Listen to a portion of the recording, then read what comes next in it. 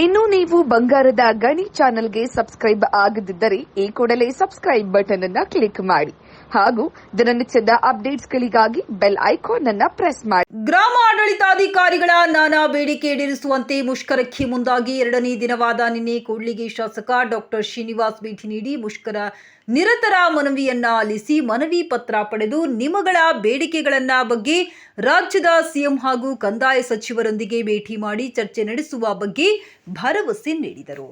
ಕರ್ತವ್ಯಕ್ಕೆ ಹಾಜರಾಗದೆ ಪಟ್ಟಣದ ತಹಶೀಲ್ದಾರ್ ಕಚೇರಿ ಮುಂಭಾಗ ಕೈಗೆ ಕಪ್ಪು ಬಟ್ಟೆ ಧರಿಸಿ ಸಿಬ್ಬಂದಿ ಪ್ರತಿಭಟನೆ ಮುಂದಾಗಿದ್ದು, ರಾಜ್ಯ ಗ್ರಾಮಾಡಳಿತಾಧಿಕಾರಿಗಳ ವೃಂದದಿಂದ ಕೈಗೊಂಡ ಮುಷ್ಕರದ ಸಂದರ್ಭದಲ್ಲಿ ನೀಡಿದ ಭರವಸೆಯಂತೆ ಯಾವುದೇ ಬೇಡಿಕೆಗಳನ್ನು ಈಡೇರಿಸದ ಹಿನ್ನೆಲೆಯಲ್ಲಿ ರಾಜ್ಯವ್ಯಾಪಿ ಎರಡನೇ ಹಂತದ ಮುಷ್ಕರಕ್ಕೆ ಕರೆ ನೀಡಲಾಗಿ ಎಲ್ಲಾ ಇಲಾಖೆಗಳಂತೆ ಕಂದಾಯ ಇಲಾಖೆಯಲ್ಲಿ ವರ್ಗಾವಣೆಗೆ ವಿಶೇಷ ಮಾರ್ಗಸೂಚಿ ರಚಿಸುವುದು, ಕ್ಷೇತ್ರ ಮಟ್ಟದಲ್ಲಿ ಕರ್ತವ್ಯ ನಿರ್ವಹಿಸುವಾಗ ಜೀವಹಾನಿಯಾಗುವ ಗ್ರಾಮ ಆಡಳಿತಾಧಿಕಾರಿಗಳ ಕುಟುಂಬಗಳಿಗೆ 50 ಲಕ್ಷ ರೂಪಾಯಿ ಪರಿಹಾರ ಮಂಜೂರು ಮಾಡುವುದು ಸೇರಿ ನಾನಾ ಬೇಡಿಕೆ ಈಡೇರಿಕೆಗೆ ಆಗ್ರಹಿಸಿ ಪಟ್ಟಣದ ತಹಶೀಲ್ದಾರ್ ಕಚೇರಿ ಸಿಬ್ಬಂದಿ ಮಂಗಳವಾರ ಅನಿರ್ದಿಷ್ಟಾವಧಿ ಮುಷ್ಕರ ನಡೆಸಲಾಗಿದೆ. ಈ ಬಾರಿ ಬೇಡಿಕೆ ಈಡೇರುವವರೆಗೂ ಯಾವುದೇ ಕಾರಣಕ್ಕೂ ಪ್ರತಿಭಟನೆ ನಿಲ್ಲಿಸುವುದಿಲ್ಲ ಎಂದು ಮುಷ್ಕರ ನಿರತರು ಹೇಳಿದರು.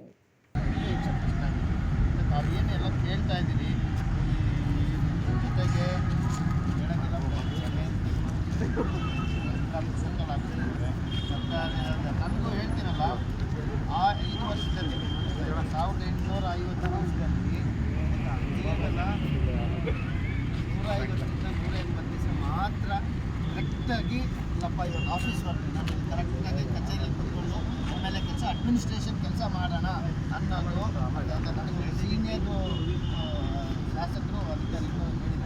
ಅಂತ ನೀವು ಕರೆಕ್ಟಾಗಿ 150-160 ಇಷ್ಟೇ ನೀವು ಕರೆಕ್ಟ್ ಇದೆಲ್ಲ ಜಾತ್ರೆ, ಮದುವೆ, ಹಬ್ಬ ಎಲ್ಲ ಹುಣ್ಣಿಮೆ, ಸೆಕೆಂಡ್ ಸ್ಯಾಟರ್ಡೆ, ಸಂಡೇ ಇಲ್ಲ ಇಷ್ಟೊಂದು ಸರಿ. ಈಗ ಸಂಡೇ ಈಗ ನಮ್ಮ ಈ ಬಂದಲ್ಲಿಲ್ಲ, ಯಾವ ಸ್ಯಾಟರ್ಡೆ ಇಲ್ಲ ಸಂಡೇ ಇಲ್ಲ, ಈಗಿಂದ ಪೂರೈಸಿ ಒಂದು ಸ್ವಲ್ಪ ಮಾಡಿ ಭಾನುವಾರ ಎತ್ತಂದರೆ ಇಲ್ಲ ಅವ್ರು ಇನ್ಫೋನ್ ತಗೊಂತಾರೆ ಮಾಡಿದ್ದೀವಿ ಹೇಳೋದಾಗ್ತದೆ. ಇಲ್ಲ ಅವ್ರಿಗೆ ಗೊತ್ತಾಗ್ಬೇಕಲ್ಲ, ಈ ಫೈಲ್ ನಂಬರು ಇದನ್ನು ಯಾವುದೂ ಕೇಳೋಕ್ಕಿಲ್ಲ. ರಾತ್ರಿ 10 ಗಂಟೆಗೆ ಹೇಳಲಿಲ್ಲ ಅಂತಂದರೆ ಮೊಬೈಲ್ ನೋಡೋಕ್ಕಿಲ್ಲ, ಅಷ್ಟು ಬೇಜಾರು ಮಾಡ್ತಾರೆ. ನಮಗೂ ಅಭ್ಯಾಸ ಇಲ್ಲ ಆಫೀಸ್ ಅವರ್ಸ್ ಬೇರೆ ಟೈಮಲ್ಲಿ ಇದು ಮಾಡೋದು. ಈ ವ್ಯವಸ್ಥೆ ನಿಜವಾಗ್ಲೂ ನಮಗೂ ಭಾಳ ನೋವಾಗ್ತಾ ಇದೆ. ಅಂದರೆ ಎಲ್ಲ ರೀತಿ ಆ ನಂಬಿಕೆ ಉಳಿಸಿ ಕೆಲಸ ಮಾಡೋದು. ಮತ್ತು ವಿಶೇಷವಾಗಿ ತಾವೇನು ಹೇಳ್ತೀನಿ, ಈಗ ನನಗೂ ಬಂದಾಗ ನಿಜವಾಗ್ಲೂ ಫಸ್ಟ್ ಶಾಕ್ ಆಯಿತು. ಇಂಥ ಡಿಸ್ಟಿಕ್ಕು ಅಲವಿಲ್ಲ ಅಂತ. ಯಾಕಂದರೆ ಕಾಂಪಿಟೇಟಿವ್ ಎಕ್ಸಾಮ್ಸಲ್ಲಿ ನಾವೆಲ್ಲ ತಗೊಳ್ತೀವಿ ಬರ್ತೀವಿ. ಬಂದಾಗ ಈಗ ಕೆಲವು ಸರಿ ನಮಗೂ ನಮ್ಮ ತಾಲೂಕಲ್ಲಿ ನಮ್ಮ ಡಿಸ್ಟಿಕಲ್ಲಿ ಮಾಡಬೇಕು, ಈ ಸೇವೆ ಸಲ್ಲಿಸಬೇಕು, ಈಗ ಭಾಳ ತೊಂದರೆಗಳನ್ನ ನಾವು ನೋಡಿರ್ತೀವಿ ಸ್ಕೂಲ್ಗಳಲ್ಲಿ. ಅದನ್ನು ಮಾಡಬೇಕಂತ ನಮಗೂ ಆಸೆ ಇರುತ್ತೆ. ನನಗೆ ಒಂದು ಇನ್ಸೆಂಟ್ ಆಗಬೇಕು, ನೀವು ಇಂಥ ಡಿಸ್ಟಿಕ್ಗೆ ಟ್ರಾನ್ಸ್ಫರ್ ಇಲ್ಲ ಬಂದಿಲ್ವಾ ಅಂತ ಯಾರೋ ಒಂದು ಹೇಳಿದ್ರು ನಾನು ಲೆಕ್ಚರ್ ಮಾಡ್ಕೊಂಡು ತಗೊಂಡೋಗ್ತೀನಿ ಹೇಳ್ದಾಗ ಹೌದೇನಪ್ಪ ಆಗಬೇಕು. ಸೊ ಇವೆಲ್ಲ ಯಾವ ಥರ ಎಲ್ಲ ಸ್ವಲ್ಪ ಅವು ಎಲ್ಲರಿಗೂ ಇದೆ. ಈಗ ನಿಮಗೆ ಆಗಿಲ್ಲ ನಮಗೂ ಅದೇ ಪ್ರಶ್ನೆ ಇದೆ. ಮತ್ತು ಈಗ ಟೈಮ್ ಲಿಮಿಟ್ ಇರೋದಿಲ್ಲ ಸೊ ಕೆಲಸ ಮಾಡೋದು. ವಿಶೇಷವಾಗಿ ಎಲ್ಲ ಈಗ ಒಂದು ಹೇಳ್ತೀನಿ, ಟೆಕ್ನಾಲಜಿ ಪ್ರಕಾರ ನಾವು ಹೋಗಲೇಬೇಕು, ಅದರಲ್ಲಿ ಡೌಟ್ ಇಲ್ಲ. ಬಟ್ ಅದ್ರ ತಕ್ಕನಾಗಿ ಸರ್ಕಾರ ಕೂಡ ಅದಕ್ಕೂ ಅದು ಅಗತ್ಯ ಸೌಲಭ್ಯಗಳು ಒದಗಿಸ್ಬೇಕಂತ ಕೂಡ ನಡೀತಾ ಇದೆ. ಮೊದಲು ನಡೀತಿದ್ದಂಗೆ ಅದರೆಲ್ಲ ಈಗ ನಾನು ಹಿಂದೆ ಒಂದು ದಿವಸ ಲ್ಯಾಪ್ಟಾಪ್ ಕೊಟ್ಟು ಏನು ಯೂಸ್ ಮಾಡ್ತಾಯಿದ್ದೀನಿ, ಯಾಕೆ ಯೂಸ್ ಮಾಡ್ತೀನಿ ಅಂತ ಕೇಳಕ್ಕೆ ಹೋಗ್ತೀನಿ. ಯಾಕೆಂತಂದರೆ ಫಸ್ಟು ಅಟ್ಲೀಸ್ಟು ಒಂದು ಮೋಟಿವೇಟ್ ಮಾಡೋಣ ಅಂತ ಹೇಳ್ಬಿಟ್ಟು ಅಷ್ಟು ಉದ್ದೇಶ ಇತ್ತು.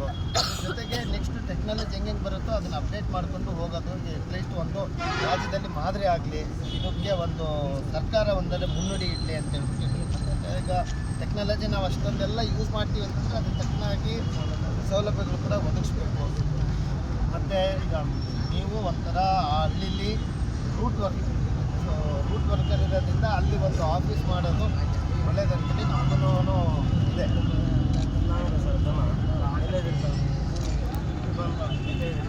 ಇಲ್ಲ ಈಗ ನಾನು ಹೇಳ್ತೀನಲ್ಲ, ಮೋಸ್ಟ್ಲಿ ರಾಜಕಾರಣಿಗಳು ಬಿಟ್ಟರೆ ವಿಲೇಜ್ ಅಕೌಂಟ್ ಏನಿದೆ ಅತಿ ದೊಡ್ಡ ಶತ್ರು. ಅಲ್ಲ ಈಗ ನನ್ನ ತಿಳುವಳಿಕೆಯಲ್ಲಿ ಯಾಕೆಂದರೆ ಹೇಳ್ತಾರಲ್ಲ ಅಲ್ಲ ಎಲ್ಲರದು ನಮ್ಮದು ಅಷ್ಟೇ. ಫೋನ್ ಎತ್ತೋದಿಲ್ಲಲ್ಲ ಸರ್, ಏನು ಮಾಡಿದ್ರು ಹಾಗೆ ಹೋಗ್ಬಿಟ್ವಿ ಮಾತಾಡ್ಸಿಲ್ಲ ಅಂತೇಳಿ. ಸೊ ಪ್ರಾಕ್ಟಿಕಲ್ ಪ್ರಾಬ್ಲಮ್ಸ್ ಎಲ್ಲ ಕಡೆ ಇರ್ತದೆ. ಅದು ನಂಬಿಕೆ ಕಡಿಮೆ ಇರೋದ್ರಿಂದ ಇಷ್ಟೆಲ್ಲ ಸಮಸ್ಯೆಗಳು, ಫೈಲ್ಸು, ಇದೆ. ಅಟ್ಲೀಸ್ಟ್ ಒಂದು ಸಿಸ್ಟಮನ್ನು ಇಂಪ್ಲಿಮೆಂಟ್ ಮಾಡಿ ಈ ಥರ ಈ ಕೆಲಸ ಇಷ್ಟು ದಿವಸ ಇದ್ರದ್ದು ಅಂತ ಇದೆ. ದಿನ ಹೊಸ ಪಾಲಿಸಿ, ಹೊಸ ರೆಗ್ಯುಲೇಷನ್ಸು, ಇದ್ರದ್ದು ಹೆಂಗೆ ಯಾರ್ಯಾರು ಗೈಡ್ ಮಾಡ್ತಾರೋ ಎಲ್ಲೆಲ್ಲಿ ಮಾಡ್ತಾರೋ ಅಂತ ಕಲ್ತಾರೆ. ಬಟ್ ಅಲ್ಲ, ಟೆಕ್ನಾಲಜಿ ವಿಷಯದಲ್ಲಿ ನಾವು ತುಂಬ ಮುಂದೆ ಇದ್ದೀವಿ. ಬಟ್ ಏನಂದರೆ ಇದು ಪ್ರಾಕ್ಟಿಕಲ್ ಹಳ್ಳಿಗಳಲ್ಲಿ ನೋಡಿದಾಗ ಭಾಳ ವ್ಯತ್ಯಾಸ ಇದೆ ಇಂಪ್ಲಿಮೆಂಟ್ ಮಾಡೋದು. ಇದ್ರದ್ದು ಏನಾದರೂ ಒಂದು ಸಣ್ಣ ತಪ್ಪ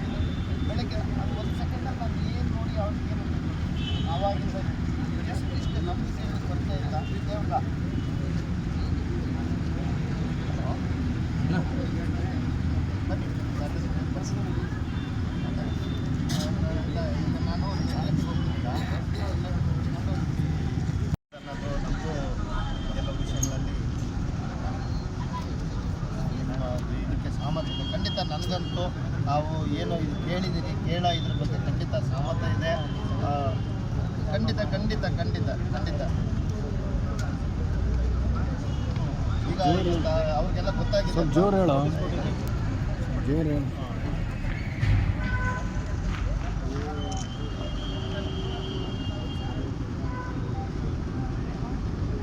ಯಾರೋ ಕೆಲವರು ಇವೆಲ್ಲ ಕೆಲವು ಮಾಡೋದಕ್ಕೆ ನೋಡ್ಬಿಟ್ಟು ಎಲ್ಲರಿಗೂ ಅದೇ ರೀತಿಯಲ್ಲಿ ನೋಡ್ತಾರೆ.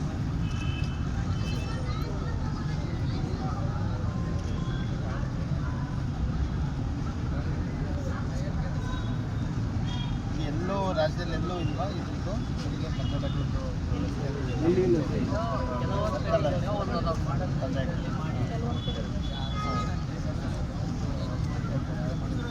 ಇಲ್ಲ. ನಾವು ಈಗ ಬೇರೆ ಯಾವುದೇ ಈಗ ನಿಮ್ಮ ಇಲಾಖೆಯಿಂದನೇ ನಾವಿಲ್ಲ ಸ್ವಲ್ಪ ಸಣ್ಣದು ಸ್ವಲ್ಪ ಬಿಲ್ಡಿಂಗ್ ಅಪ್ಗ್ರೇಡ್ ಮಾಡ್ಕೊಳ್ಳೋಣ ಅಂತಂದ್ರೂ ಯಾವುದೇ ಅನುದಾನ ಇಲ್ಲ. ಈಗ KKRD ಕೂಡ ಉನ್ನತೀಕರಣಕ್ಕೆ ಅವಕಾಶ ಇಲ್ಲ, ಹೊಸದಕ್ಕೆ ಐತೆ. ಈಗ ಇರೋದೇನಾದರೂ ಸ್ವಲ್ಪ DMF ಇರಬೇಕು. DMF ಡಿಸ್ಟ್ರಿಕ್ಟ್ ಡಿವೈಡ್ ಆದಾಗಲಿಂದ ಸ್ವಲ್ಪ ಗೊಂದಲದಲ್ಲೇ ಇದೆ. 2020ರಿಂದ ಹೊಸ ಅನುದಾನಗಳು ಬಂದಿಲ್ಲ. ಈಗ ಸ್ವಲ್ಪ ಚರ್ಚೆ ನಡೀತಾ ಇದೆ, ಅದು ಸ್ವಲ್ಪ ಗೊಂದಲ ಇದ್ದಾವೆ. ಆ ಥರ ಆದರೆ ಮುಂದೆ ಖಂಡಿತ ನಾವಂತೂ ನಮ್ಮ ತಾಲೂಕಲ್ಲಂತೂ ನಿಮ್ಮ ಒಳ್ಳೆಯ ಸೇವೆ ಖಂಡಿತ ನಾವು ನಿರೀಕ್ಷೆ ಮಾಡ್ತೀವಿ, ಅದರಲ್ಲೇನು ಯಾವುದೇ ಡೌಟ್ ಇಲ್ಲ.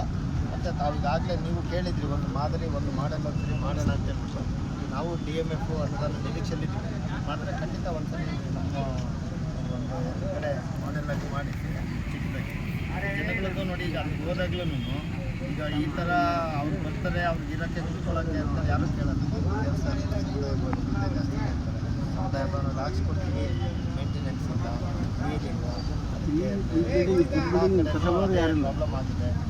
ಏನು ಬೇಕೋ ಅದು ಬಿಟ್ಟು ಬೇರೆ ನಿರೀಕ್ಷೆಗಳಿದ್ದಾವೆ ಆಯ್ತಪ್ಪ. ಖಂಡಿತ ನಿಮ್ಮ ಬೇಡಿಕೆಗಳ ಬಗ್ಗೆ ನ್ಯಾಯಯುತವಾದ ಬೇಡಿಕೆಗಳಿಗೆ ನಮ್ಮ ಸಮ್ಮತ ಇದೆ.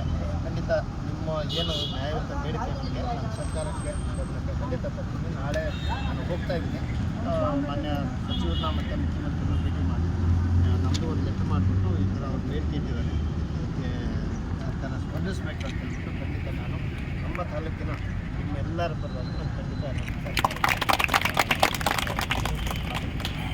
ನಿನ್ನೆ ನೀವು ಹೇಳಿದಾಗಲೇ ಗೊತ್ತಾಯಿತು. ಅಲ್ಲ ಏನಾದರೂ ಕೆಲವು ವಿಡಿಯೋಸ್ ಇಲ್ವಾ ಲಾಸ್ಟ್ ಟೈಮ್ ಹೇಳಿದ್ದು ಮನವಿ ಪತ್ರ ಇದು ಇಂಟರ್ ಡಿಸ್ಟ್ರಿಕ್ಟ್ ಯಾವಾಗ ಇಂದ ಬಂದಿದ್ದು? 2020. ಏನು ಏನು ಇದ್ಮೇಲೆ ಎಲ್ಲಿ ಸಿಸ್ಟಮ್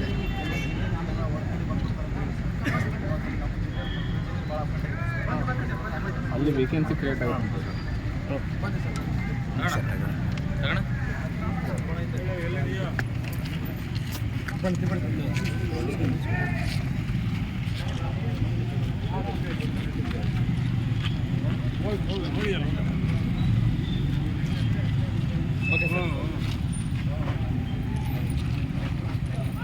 ಒಳ್ಳೆಯದಾಗಿ